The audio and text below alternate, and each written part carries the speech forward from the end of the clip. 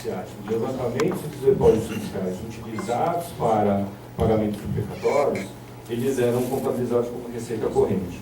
E a partir de 2018 passaram a ser contabilizados como receita de capital. E por isso a gente fez essa adaptação nos anos anteriores para tornar compatível a comparação que a gente está analisando aqui, né?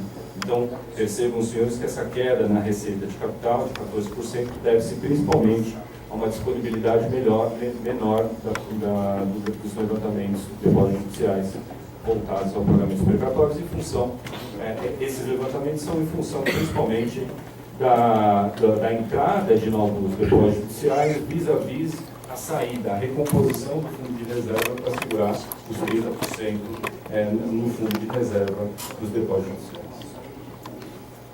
A gente pode passar para o próximo. No próximo slide, a gente abre aqui a receita corrente nos seus principais componentes. Então, o primeiro grande grupo, impostos, taxas e contribuições de melhoria. O segundo grande grupo, receita de contribuições, receita patrimonial, receita de serviços, receita de transferências e outras receitas correntes. Nossa receita de impostos alcançou 29 bilhões 723, um crescimento de 7,7% em relação ao ano anterior. A abertura entre principal e receitas acessórias, de multa, juros e recuperação da dívida ativa, aparece logo abaixo. 28 bilhões 434 de receitas de impostos, de receitas de impostos e 1 bilhão 289 por esse outro conjunto de grupos.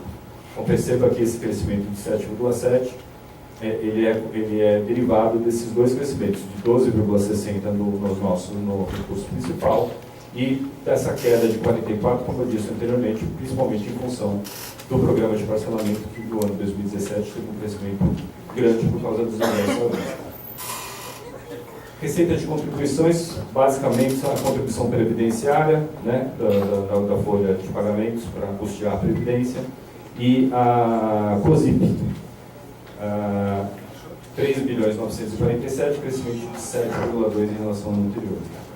Receita patrimonial, principalmente nossas aplicações financeiras, nós temos 773 contra 990, uma queda de 21%, principalmente porque a remuneração média dos depósitos aplicados foi menor em 2018 em relação a 2017. Receita de serviços, 258 milhões, um pouco menos expressiva, crescimento de 3,20%. As transferências, principalmente as transferências constitucionais, SUS, Fundeb, 15 milhões 177, um crescimento de 5%. E aí as outras receitas correntes, onde a boa parte daqui estão a arrecadação para as multas de trânsito, 2 bilhões 528, um crescimento modesto também de 1,5%. Essa foi a abertura das principais componentes da receita corrente. Percebam então que o principal fator de crescimento foi, de elevação das receitas correntes, foi as receitas na arrecadação de impostos, taxas e das contribuições de melhoria.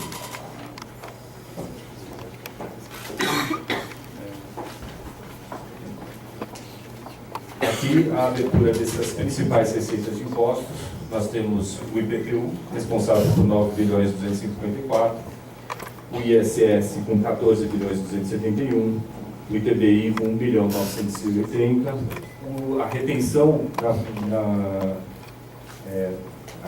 folha de pagamento do imposto de renda na fonte dos servidores públicos de 2.466, o fundo de participação dos municípios de 307 milhões e as transferências do ICMS. Os municípios têm direito a 25% das receitas arrecadadas do ICMS e essa distribuição é proporcional aonde o valor adicionado foi gerado no imposto. E a Prefeitura recebe 7 milhões 155 e o IPVA também, as prefeituras municipais têm direito a 50% do IPVA e o critério de rateio em função do município do emplacamento do veículo.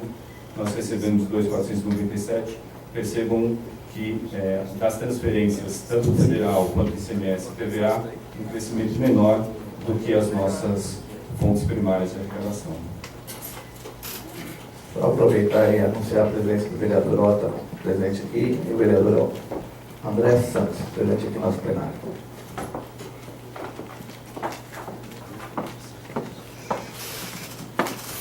Continuando então o desdobramento das receitas, nós agora temos uma tela aqui sobre as receitas de capital.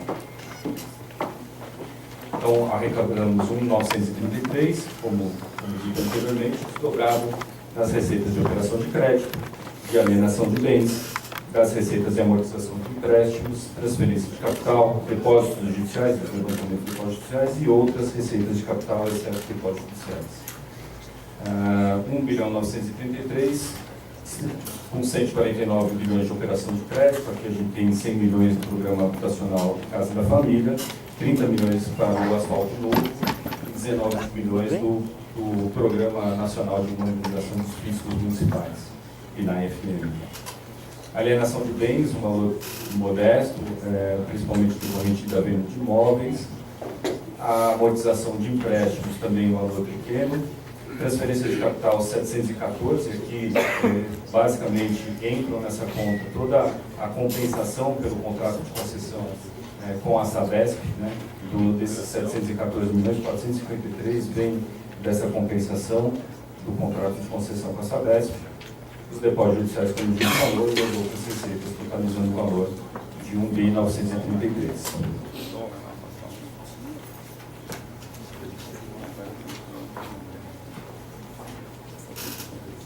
Próxima sessão, então, a gente começa o detalhamento das nossas despesas.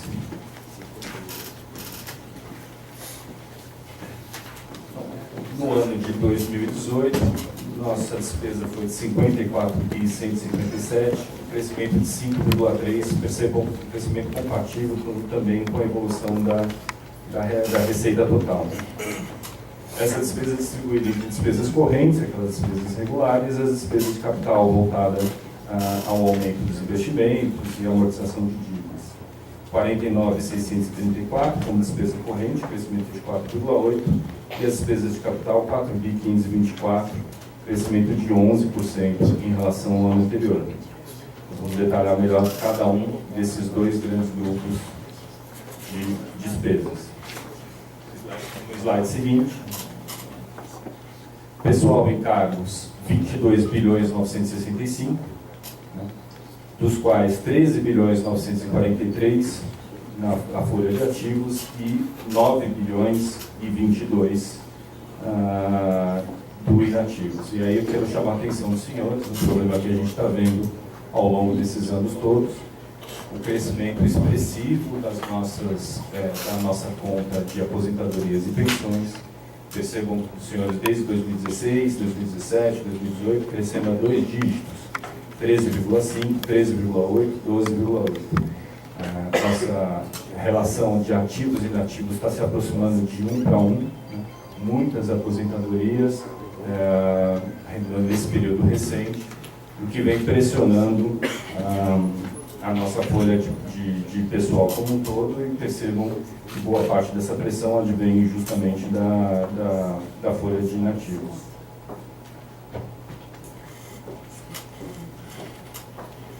Juros e encargos da dívida 1.176, uma relativa queda de 3,1 em relação ao ano anterior, principalmente o efeito aqui da amortização, né, da diminuição do estoque da dívida contratual com a União, e as outras despesas correntes, o custeio em geral da Prefeitura, 25.492, também um crescimento modesto de 3,4.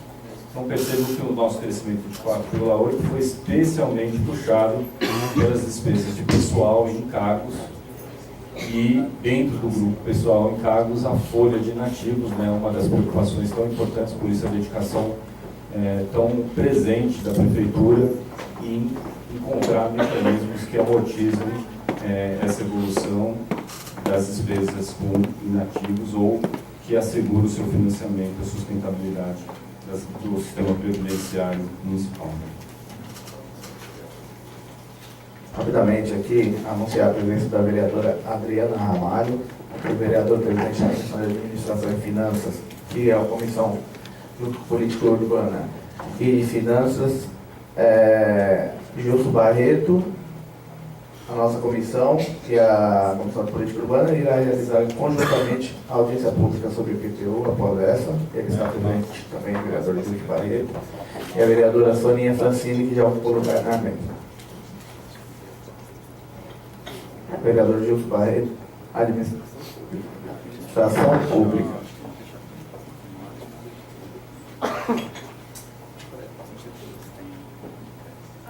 Detalhando agora então as despesas de capital, como eu havia dito, divididas entre investimentos e inversões financeiras, ou seja, aportes de capital, principalmente nas empresas controladas pelo município, e amortização de dívida. 4.524 desdobrados dessa forma: 2.378 para investimentos, 23 milhões para as inversões financeiras e 2.122 para amortização de dívida, seja a dívida contratual, seja a dívida de operações de crédito. 2.378 de investimento, um crescimento de 19% em relação ao ano anterior, que alcançou 1.987.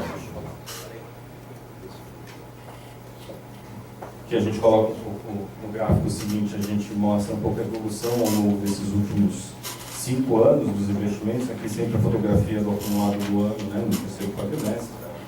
Então a gente chegou a alcançar 4.156 em 2015 e 2016, 17 e 18 segue essa evolução de 2.768, 1.723 e 2.049 milhões. Percebeu uma capacidade de investimento nesses anos mais recentes, pressionadas, também reflexo do nosso orçamento mais apertado para sustentar o custeio em geral das atividades da Prefeitura, especialmente a folha de pagamentos ativos e inativos. O gráfico a seguir mostra a evolução dos restos a pagar, sejam eles processados, ou seja, tem uma medição já realizada do serviço prestado, né, pendente apenas da liquidação financeira, e os não processados ainda, onde tem a reserva do recurso, pendente de medição e pagamento. Nós começamos o ano anterior, o ano 2017, o ano anterior, 2018, com 2.446, pagamos 1.779, houve 632 milhões de cancelamentos de restos, principalmente por não processados, ficamos ainda com saldo de 35 milhões a pagar, e na virada de 2018 para 2019, novas inscrições de restos de 2.779. Então, vis-a-vis o começo do ano, nossa conta de restos passou de 2.446 para 2.779. Entrando então agora na nossa última sessão, resultados orçamentário, primário, nominal, e os demonstrativos de dívida e os limites estabelecidos para a lei de responsabilidade fiscal. Então, o nosso primeiro slide aqui é o nosso resultado orçamentário consolidado. A receita realizada de 54.338, né, na divisão 52.405 como receitas correntes e 1.933 de receita de capital, contra umas despesas realizadas de 49.634 corrente, 4.524 de receita de capital, totalizando 54.157. Portanto, um resultado do período bastante equilibrado do volume total de despesas de orçamento de 181 milhões de reais. Na sequência, o resultado primário. Nosso resultado primário foi um resultado de 3.806 contra uma meta estabelecida para 1.564. Vamos primeiro detalhar esses 3.806. Nossa receita primária, 49.868 e de receita primária corrente, 1.728 de receita primária de capital, totalizando 51.596. Contra as despesas primárias de 46.038 somando os restos a pagar processados pagos e os restos a pagar processados, restos a pagar não processados pagos. Aqui vem uma diferença importante.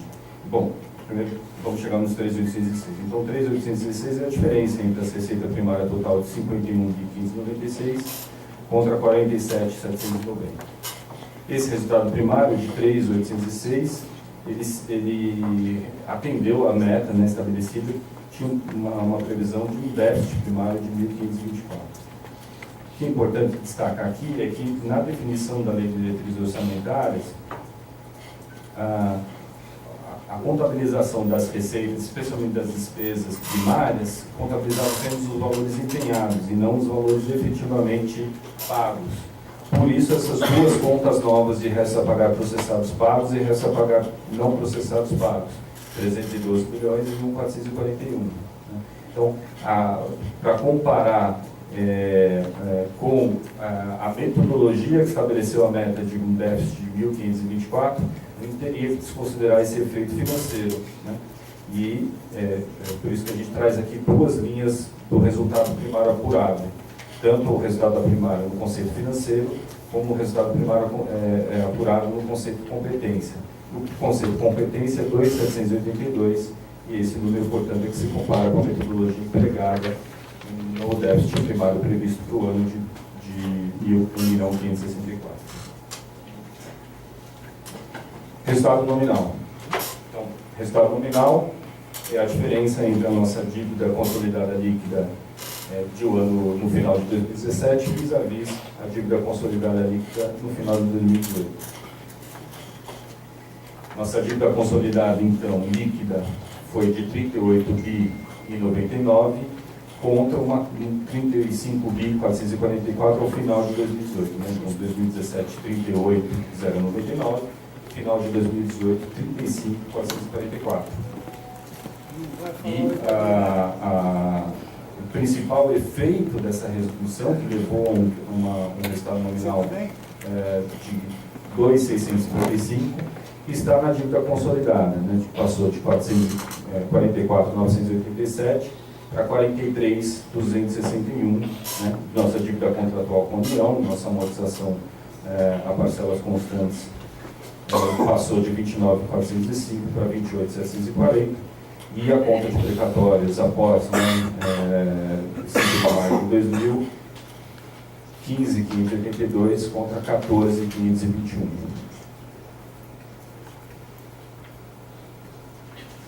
As deduções, principalmente disponibilidade de caixa bruta, demais haveres financeiros. Aqui os demais haveres financeiros são as parcelas futuras do programa de parcelamento e descontado da conta dos restos a pagar processados.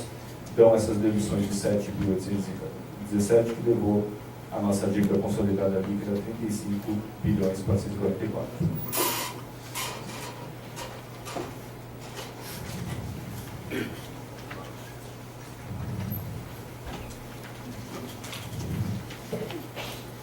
Chegando ao final da apresentação, a gente mostramos aqui nossos limites. Nossos limites com gasto pessoal, nossos limites de garantias e de operação de crédito. O limite máximo estabelecido pela Lei de Responsabilidade Fiscal para todos os poderes é de 60% da receita corrente líquida, né, da despesa pessoal. O nosso limite potencial seria 57%, e estamos a 38,46 no fechamento no final de 2018. Garantias, a resolução do Senado Federal define como 22% o total de recursos empregados em garantias, 22% da receita corrente líquida como limite máximo. E aqui no máximo a gente está empenhando 0,16%, no valor de 76 milhões em garantias a operações da companhia SP Trans. Nas operações de crédito, o limite definido pelo Senado é de 16%. Nossos desembolsos com operações de crédito internas e externas está muito longe desse limite 0,27, e nós não usamos operações de crédito por antecipação de receitas orçamentárias. E aqui, por fim, o gráfico, pode passar a próxima. o gráfico da nossa evolução da dívida consolidada líquida em relação à receita corrente líquida, né, depois da renegociação do contrato em 2016. A gente vem seguindo em 2017 e 2018 amortizando os pagamentos e alcançamos em 2018 73% da dívida consolidada líquida em relação à receita corrente líquida, enquanto o limite de endividamento estabelecido pela Lei de Responsabilidade Fiscal e Resoluções do Senado para os municípios é de 120%. Portanto, aquém do limite, com espaços para futuras operações de crédito por parte do município. Vereador Alexandre, essa era a nossa exposição. Então, estou aqui, junto com o técnico da Secretaria, para eventuais dúvidas sobre as contas e todos os fatos e a dinâmica por trás dos números que aqui a gente apresenta. Obrigado, secretário Felipe do Chateau. Agora eu quero passar a palavra para o representante do TCM, senhor Marcos Schuster. Senhor presidente. Pela ordem, nós, vereadores.